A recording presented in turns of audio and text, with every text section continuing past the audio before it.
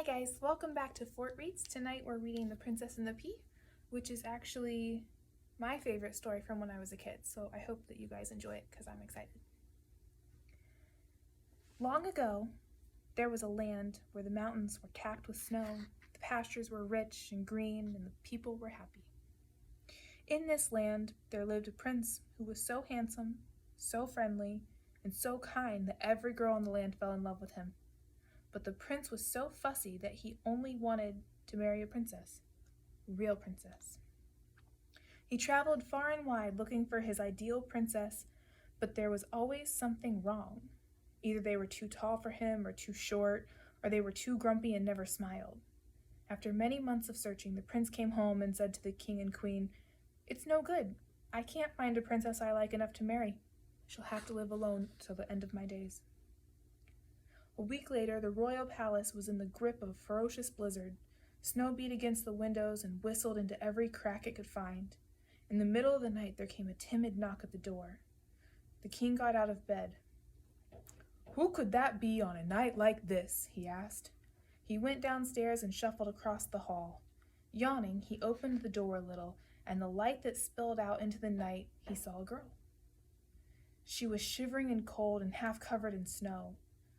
"You poor dear, come on in and warm yourself by the fire." Thank you," said the girl, hardly able to keep her teeth from chattering. She went and sat by the fireplace whilst the king warmed up some milk for her. By this time, the queen and prince had also joined them.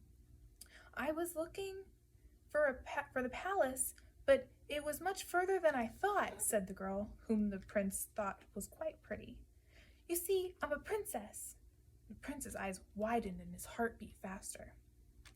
The queen knew exactly what her son was thinking, but she thought the girl was probably only pretending to be a princess. She asked her to stay the night so that she could set a trap for her. While the girl was having a good splash in a hot tub, the queen was preparing her bedroom.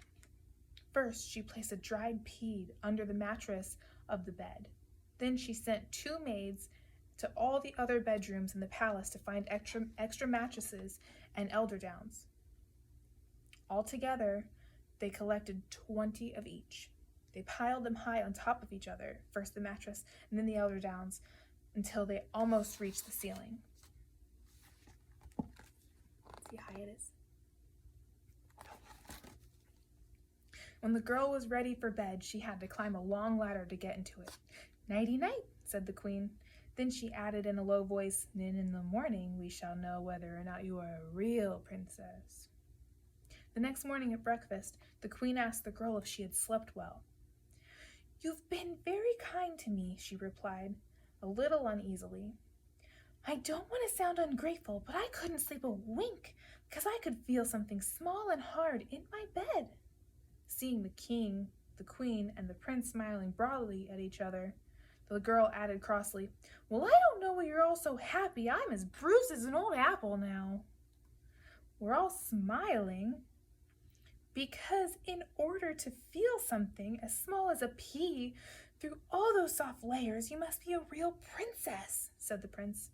Will you marry me?"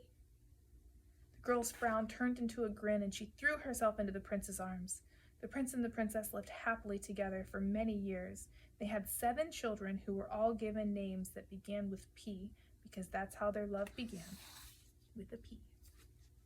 I hope you enjoyed that. I absolutely love that story. Have a good night, guys.